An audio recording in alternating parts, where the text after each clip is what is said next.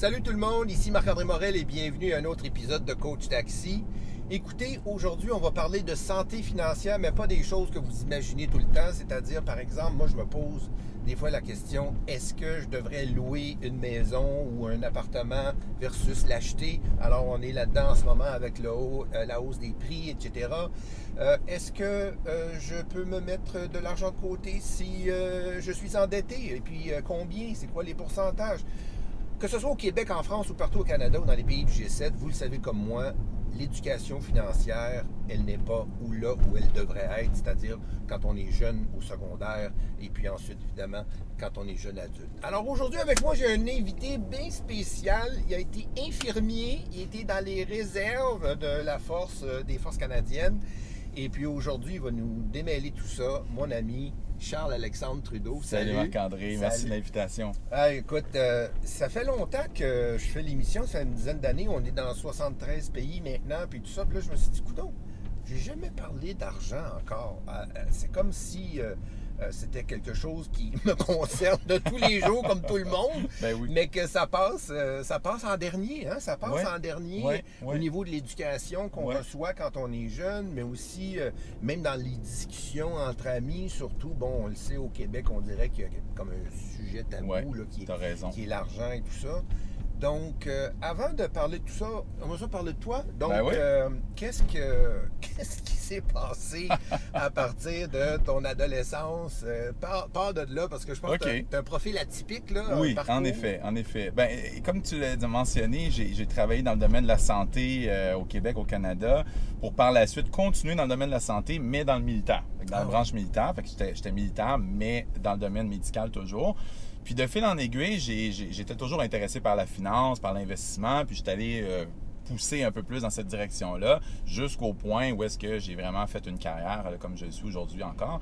Mais tout vient de la base de vouloir aider les autres. Parce que c'est les points communs de tout ça, c'est d'aider les autres. Puis à un moment donné, j'avais lu une petite phrase qui m'a fait bien rire. C'était, je pense, une statistique américaine qui disait le plus haut taux de crise cardiaque, c'était le lundi matin.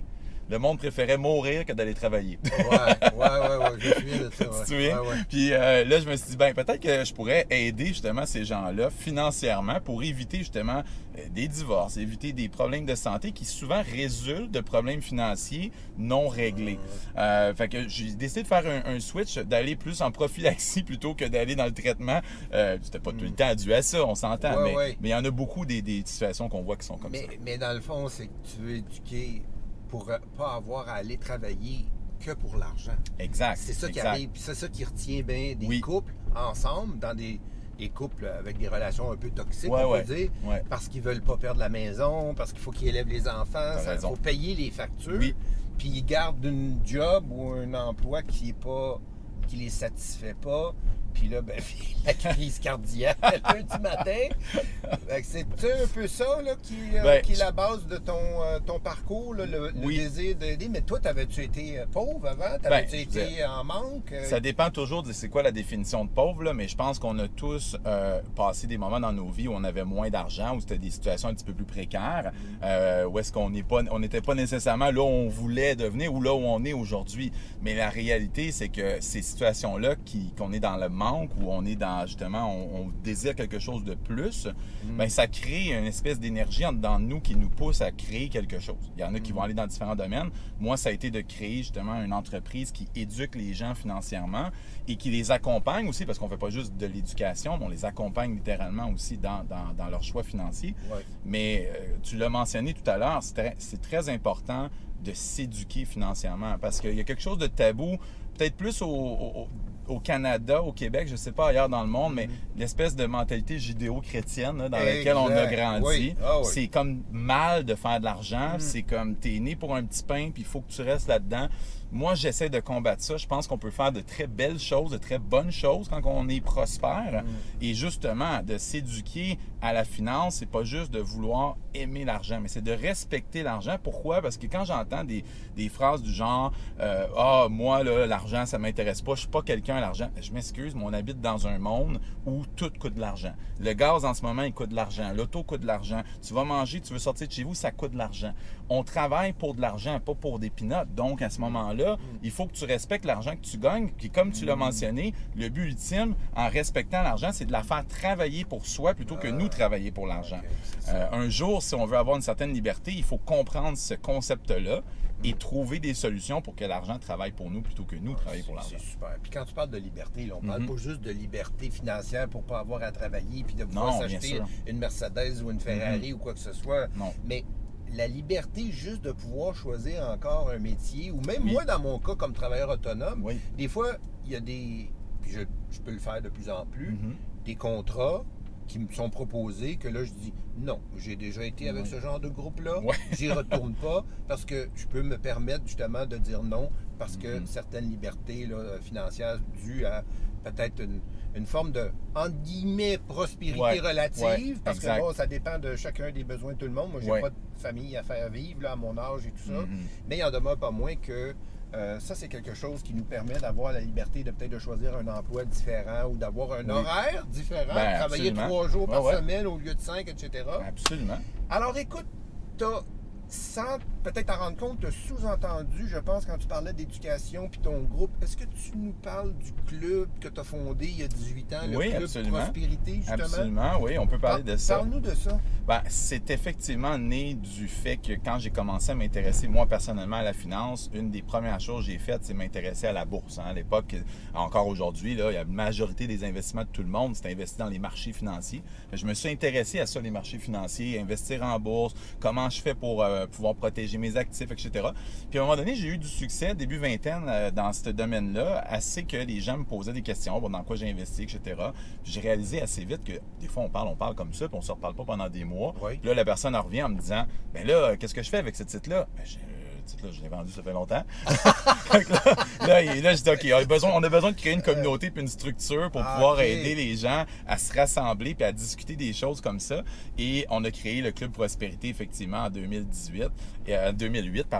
Et aujourd'hui, déjà, là, ça fait vraiment un bon bout de temps qu'on est là, avec une équipe, justement, qui a grandi, une équipe de coachs qui sont spécialisés dans leur domaine. Certains que tu connais, c'est comme ça qu'on s'est rencontrés, grâce à Claude Cyr, Richard Audet.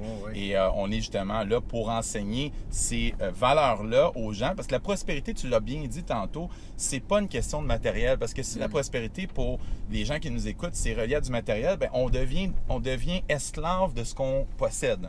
Donc, la prospérité, pour moi, c'est vraiment plus dans l'optique de faire ce que tu veux, avec qui tu veux, comme tu l'as mentionné, où tu veux.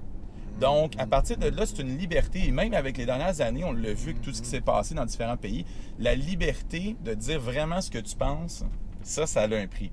Il y en a, comme tu as mentionné, qui ne peuvent pas dire ce qu'ils pensent. Ah, mais surtout en ce moment, tout le monde a une opinion sur tout. Exactement. Et c'est pas nécessairement une bonne chose de partager cette opinion-là. Exact. Tu peux perdre des commandites, des affaires de même.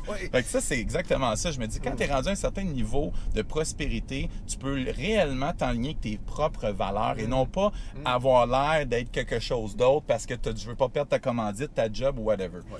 Ça en est une chose que, tu sais, dans le fond, on finit par porter plusieurs masques pour essayer de, comme on dit en québécois, de fitter là, à un bon endroit. Donc, que ce soit au niveau de nos opinions politiques, économiques, sociales, etc. Puis en plus, avec le statut, on s'entend que, tu sais, bon, on veut garder l'impression, donner encore l'impression que tout va bien. Fait qu'on garde la voiture parce que si on commence à rétrograder notre niveau de vie, il y a des gens qui se posent des questions autour de nous. Donc, on finit par avoir tendance à se comparer. Fait qu'il y a l'ego là-dedans, mais juste les masques qu'on accumule, ça, c'est la meilleure façon pour aller vers une dépression profonde. Parce qu'une chose que la dépression fait, on ne parlera pas de ça, là, mais ça casse les masques. Donc, ça te ramène à la vérité. Fait que dans le fond, c'est vivre une vie, oui, prospère pour avoir une liberté, c'est-à-dire assez large, mais aussi en même temps pour avoir cette liberté d'être soi, Oui. d'être vrai, Absolument. d'être authentique par rapport, comme tu as dit, à tes valeurs puis à des choses comme Ouais. ça. Fait que parle-nous un petit peu plus du Club Prospérité. Qu'est-ce que vous faites exactement? Ça ressemble à quoi, là? C'est une Oui. fois par semaine? C'est des cours en ligne? C'est quoi? C'est au une juste? bonne question. Bon, on a créé une plateforme, une communauté, donc numérique. Les gens un peu partout dans la francophonie, parce qu'on est vraiment 100% francophone, partout dans le monde, les gens peuvent se joindre à la communauté. Et dans cette plateforme-là, on a des formations sur la finance personnelle, sur l'impôt, les taxes, fait que les trucs de base qu'on doit maîtriser avant d'aller plus loin. Ensuite, on enseigne, comme on a parlé tantôt, tout ce qui est bourse, tout ce qui est actions, obligations, options. Et on va même dans les crypto-monnaies, l'immobilier, l'investissement international. Donc, on a créé cette plateforme-là pour éduquer les gens dans quelque chose que, malheureusement, la plupart des gouvernements n'enseignent pas. Ah bon? Donc, il faut aller chercher nous-mêmes. Du tout. Puis moi, à l'époque, ben on le sait, il y avait moins d'Internet. Hein, là, presque 20 ans, c'était surtout des contacts, des livres. C'était beaucoup plus difficile d'aller chercher l'information. Aujourd'hui, c'est l'inverse. On est inondé d'informations. Puis trop d'informations, c'est de la désinformation. C'est un autre problème. Un autre problème. Donc, il y a beaucoup de gens maintenant qui se disent des gourous de l'investissement. Puis finalement, tu te rends compte qu'ils veulent te vendre des affaires à 5000$. Puis ça finit jamais. Leur investisseur n'a pas réussi. Ben prends l'autre formation, puis ça finit plus. Ouais. Nous, on a créé une plateforme où, à l'inverse de ça, on est sur un abonnement mensuel, un peu comme Netflix. Et on est vraiment très, très, très faible coût d'entrée pour permettre aux gens de vraiment venir chercher l'information puis de prendre l'argent qu'ils possèdent pour l'investir réellement pour leurs besoins à eux puis atteindre leur objectif. Donc, on fait du coaching, on fait aussi une communauté qui permet de partager des idées entre elles parce qu'on le sait, une fois qu'on a appris les choses, il faut les mettre en pratique. Oui. Puis une fois qu'on veut les mettre en pratique, bien là, par où qu'on commence, puis qu'est-ce que j'achète, qu'est-ce que je vends, ça évolue avec le temps. Puis on a créé cette communauté-là qui est donc dynamique pour permettre aux gens d'avancer une fois qu'ils ont appris. Quand tu dis plateforme, Oui. C'est quoi? C'est des rencontres par Zoom? On a une application mobile dans les gens peuvent suivre des formations vidéo qui sont préenregistrées, donc ils peuvent écouter à leur rythme. Mais on a aussi des rencontres Zoom, effectivement. Chaque samedi matin, 9h, heure de l'Est du Canada.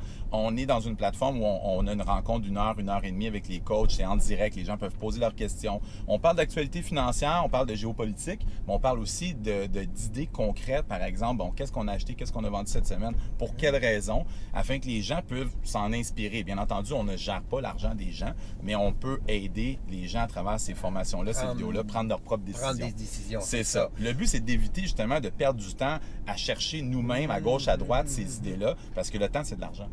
Quand tu dis les coachs, c'est les deux partenaires que tu as avec toi qui Exactement. reviennent là, de façon régulière. C'est ça. C'est pas des coachs personnels ou des choses comme ça qui Non, viennent non. de façon ponctuelle. Là, c'est vraiment une équipe. Là, vous êtes trois. Régulière. C'est ça, vous avez bâti quelque chose, puis là, la relation continue. Exact. Tu as une rencontre, vous avez, votre groupe, une rencontre par année, parce que j'ai donné une conférence. Oui, c'est vrai.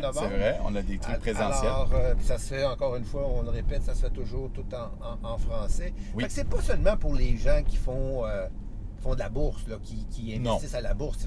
N'importe qui, monsieur, madame, tout le monde, comme on dit, peut être membre puis apprendre des choses, commencer son éducation puis décider là où elle veut aller avec le temps, là, comment les choses progressent dans sa vie puis tout ça. On a conçu ça pour monsieur, madame, tout le monde, en fait, parce que les experts, là, qui sont déjà experts, ils n'ont pas besoin de nous. Je dis, oui, ils peuvent avoir besoin d'une communauté pour pouvoir être moins seuls. C'est très isolant comme profession, ça, être trader ou investisseur.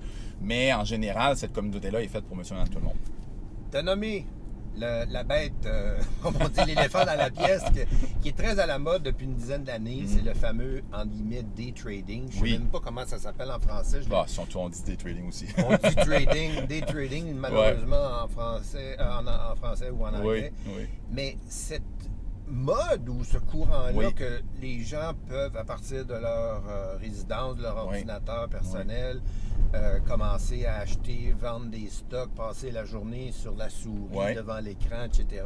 Est-ce que ça, c'est quelque chose qui fait partie de votre plan d'éducation? Oui, effectivement. On a même une section qui s'appelle le Trading Room, qui est dédiée justement à ceux qui font du day trading. Donc, c'est une salle virtuelle dans laquelle les gens peuvent s'échanger des idées en direct durant la journée de trading. Mais ça, je dirais que c'est vraiment pas pour tout le monde. Non. Souvent, les gens pensent qu'ils veulent faire ça au départ, mais c'est tout parce que le problème, c'est quand tu es devant ton écran et tu fais du day trading, tu es directement exposé à tes émotions. Et ça, c'est pas tout le monde qui est capable de bien gérer ça. Et c'est de là que la plus grande partie des pertes financières se font. Ah oui? C'est pas parce que le site nécessairement descend, c'est parce que la personne qui est derrière l'écran ne sait pas quand vendre ou acheter. Ou, ben, c'est ça, la plupart des gens, c'est comme ça.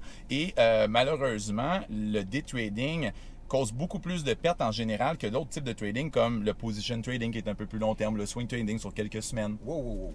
Là, c'est trop de mots anglais, trop de mots vite, techniques. Premièrement, résume le day trading. Oui, ben c'est quelqu'un qui veut faire des achats et des ventes dans une même journée. Fait que la définition, vraiment, c'est day trading. Donc, on trade à chaque jour.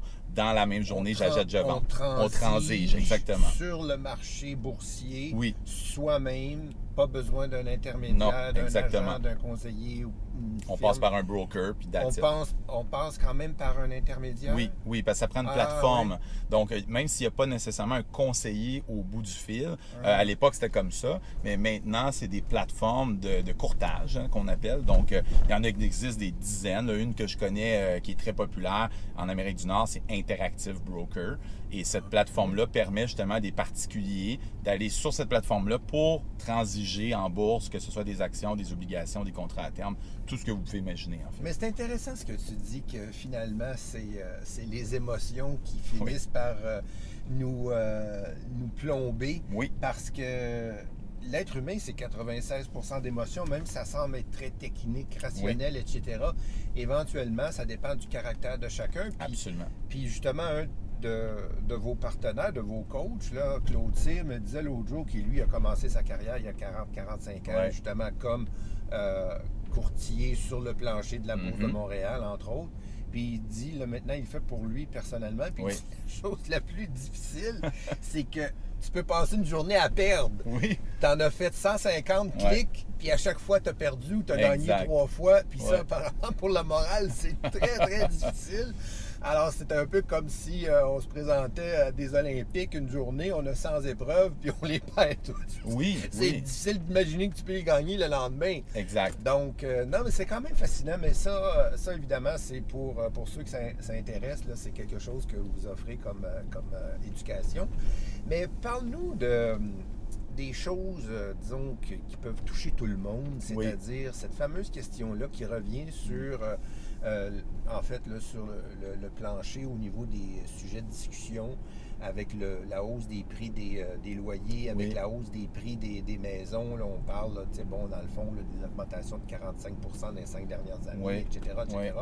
Donc là, étant donné que l'accessibilité, surtout pour les plus jeunes, là, les 35 ans et moins, on ne sont même pas capables de s'acheter quoi que ce soit parce qu'ils n'ont pas la mise de fonds. Puis même à ça, il faut avoir les reins solides pour le reste de l'hypothèque, là, même si les taux sont bas. Qu'est-ce qui est la vérité, là? Est-ce que c'est vrai que c'est mieux de loyer, c'est-à-dire de louer, de pouvoir contrôler son budget, mais d'investir en parallèle l'argent qu'on aurait mis sur une maison, là, les thermopompes, les rénovations, les taxes, etc. Est-ce que c'est vrai, ça? Bien, c'est sûr qu'il y a différentes écoles de pensée. Là. Si vous parlez à un courtier immobilier, il va vous dire que non. Puis si vous parlez à quelqu'un qui vous vend des fonds de placement, il va vous dire que oui. Mais mathématiquement, il y a quand même des façons de le calculer. Puis je vous dirais qu'en général, c'est sûr que dans des grandes villes, dépendant d'où on vit dans le monde, ça peut avoir une variation. Mais en général, j'aurais plutôt tendance à dire ce que tu as mentionné, louer. Et mettez-vous d'argent de côté, peut-être devenir propriétaire un peu plus tard dans votre vie, mais après ça, être vraiment propriétaire à 100% avec l'argent que vous avez mis de côté. Pourquoi? Parce qu'une fois qu'on met de l'argent de côté et qu'on regarde d'acheter la propriété qu'on veut cash, sans hypothèque. Après ça, on va se servir du levier pour refinancer la propriété qu'on a achetée. Et là, les intérêts qu'on va prendre pour investir, ils vont être déductibles. Donc là, oui, j'ai une dette, mais j'ai une dette qui est intéressante parce que les intérêts déductibles, du moins au Canada, va baisser notre revenu imposable personnel. Puis la plupart du temps dans le monde, quand on investit, il y a des avantages fiscaux reliés à ça. Donc, si à l'inverse, vous vous dépêchez d'aller acheter une maison, vous prenez un gros levier, on sait dans les grandes villes, un peu partout dans le monde, c'est rendu même multigénérationnel, les hypothèques, là. Et c'est pas déductible. Les intérêts sont pas déductibles quand c'est une maison ou un bien qu'on habite. Quand c'est pas dans le but de générer un revenu, c'est pas déductible. Donc, imaginez combien de fois vous finissez de payer la maison, peut-être 2-3 fois au bout de 50 ans, 30 ans d'hypothèque, puis finalement, vous allez peut-être la vendre 2-3 fois le prix, mais c'est ce que vous avez payé au final avec les intérêts composés. Exact.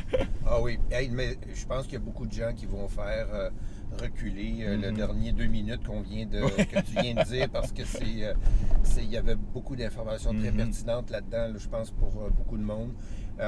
Donc, la question, puis tu as raison de dire que c'est relatif avec, évidemment, le pays dans lequel on est. Oui. Au Japon, juste pour ceux qui ne savent pas, on est aux hypothèques de 100 ans. Ici, au Québec, au Canada, on a déjà passé à 30 ans, on pense à 40 ans. Oui. Puis là, les parents des jeunes qui deviennent adultes puis qui ont besoin de s'acheter une maison pour bâtir une famille, mais là, c'est rendu que c'est les parents et les grands-parents qui sortent leurs épargnes pour aider. Justement, quand tu as dit d'épargner de l'argent de côté, pendant qu'on est, par exemple, locataire, on met de l'argent de côté, mais là, tu as parlé de l'épargne. Mais est-ce que cette épargne-là, c'est une épargne qu'on doit miser en investissant sur le marché boursier et toutes sortes de choses? C'est certain que si on investit, c'est mieux que si on le met dans notre compte de banque. Parce que c'est toujours une question d'inflation. Peu importe où on habite dans le monde, on a toujours ce problème-là, en quelque sorte, c'est que l'inflation, tout coûte plus cher dans la vie. Et ça vient gruger notre pouvoir d'achat.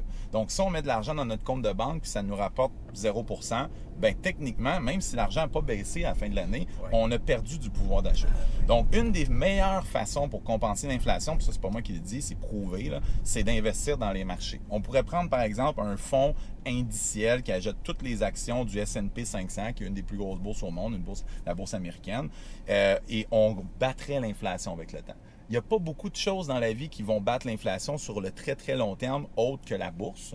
L'immobilier peut en faire partie, mais j'aime bien ce que tu as mentionné sur le Japon, parce que peut-être qu'il y a des gens qui nous écoutent ne savent pas ça, mais au Japon, l'immobilier résidentiel, personne ne veut ça.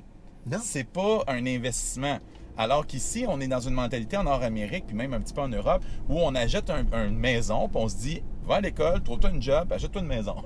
Parce que ça va prendre la valeur, puis tu peux pas perdre d'argent avec ça. Mais si on regarde dans l'histoire, il y a beaucoup d'endroits dans le monde où ça a monté comme ça a fini par corriger. Même s'il y a une question d'offre et de demande, puis qu'on se dit, bien, ça peut pas baisser, il n'y en a pas assez pour les immigrants qui arrivent au Canada. Mais c'est pas tant vrai, parce qu'à un moment donné, les gens, justement, se disent, c'est plus achetable, je vais devenir locataire. Et là, justement, ces grosses maisons-là, où on regarde dans certains quartiers, des grosses maisons de gens fortunés, ils ont été capables d'acheter ça à une certaine époque, mais aujourd'hui, les gens ne sont pas capables de racheter cette maison-là que leurs parents ont achetée. Ah oui, puis même il y a un de mes amis me dit, je peux pas me payer la maison que j'ai achetée il y a 20 ans. Exact. Si jamais je sortais d'ici, je repartais à zéro, oublie ça. J'imagine. Donc, puis là, évidemment, les taxes augmentent là-dessus, puis là, le coût des rénovations ou des fenêtres, des thermopompes, il faut changer, etc. Donc, c'est certainement, peut-être pas nécessairement toujours un gouffre, mais il faut toujours payer, évidemment, de sa poche à chaque année pour l'entretenir, non seulement la payer. Oui, oui. Donc ça, c'est très intéressant. J'ai une dernière petite question avant qu'on se quitte. C'est quand on est endetté, puis on entend tout le temps, il faut mettre de l'argent de côté, il faut se payer en premier, etc. Qu'est-ce qu'on fait quand on a des dettes de carte de crédit, on a notre hypothèque, ça c'est autre chose, mais on a des dettes peut-être personnelles qu'on doit à papa, maman, des amis qui nous ont aidés ou quoi que ce soit, ou à l'impôt si on est travailleur autonome. Et là, on dit toujours, il faut que tu mettes de l'argent de côté. Qu'est-ce qu'on fait? Comment? On fait 50-50, on paye nos dettes, puis on met le même montant de côté, ou on attend de payer nos dettes, puis après ça, on se garnit d'un compte d'épargne. Qu'est-ce qu'on fait? Bien, c'est une bonne question. Puis ce qu'on a développé justement au Prosperity Club, qu'est-ce qu'on enseigne? Au Club Prospérité. C'est vraiment, on enseigne une méthode qui est très, très simple, que tout le monde peut faire à la maison. Dites-vous, les dettes que vous avez, là, écrivez-les sur une feuille.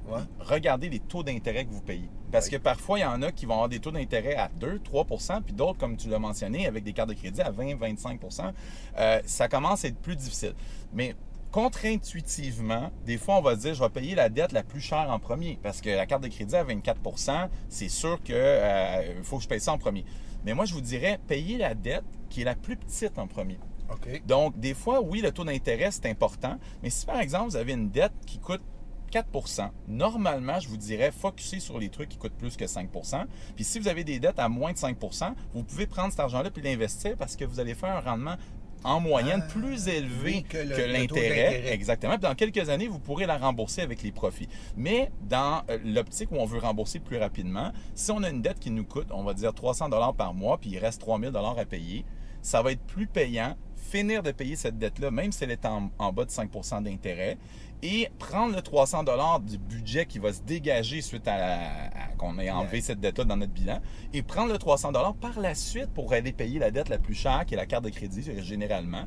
Et vous allez faire comme ça vous allez libérer de l'espace dans votre budget pour être capable de rembourser les dettes les plus chères plus vite que si vous auriez juste focusé à rembourser dès le départ la carte de crédit. C'est fantastique. C'est tellement simple à comprendre. Comment ça se fait qu'on nous enseigne pas ça, qu'on n'enseigne pas ça à nos enfants à l'école, au secondaire 1, 2, 3 ou quoi que ce soit, ou évidemment plus tard.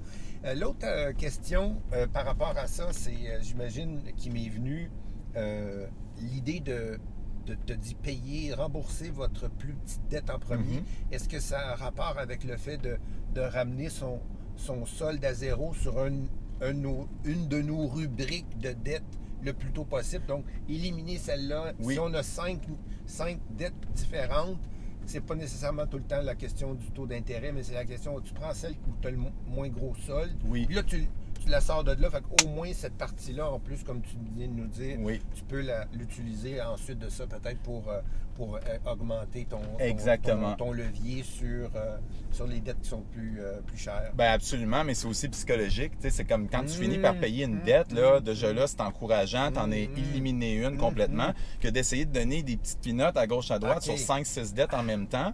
Là, à un moment donné, ça baisse tellement pas vite, tu t'épuises. Puis après ça, tu te demandes pourquoi tu travailles pour payer des dettes que visiblement tu ne rembourseras pas avant 20 ans. C'est ça exactement. C'est surtout le crédit rotatif. On s'entend que même si on paye quasiment la moitié d'une carte de crédit de 18 000, on arrive après ça, puis on s'en va chez SO ou quoi que ce soit, où on paye avec un hôtel, on paye avec notre carte de crédit, on dit « ça n'arrêtera jamais, ça arrêtera ». Alors ça, c'est sûr que psychologiquement, c'est vrai que ça affecte.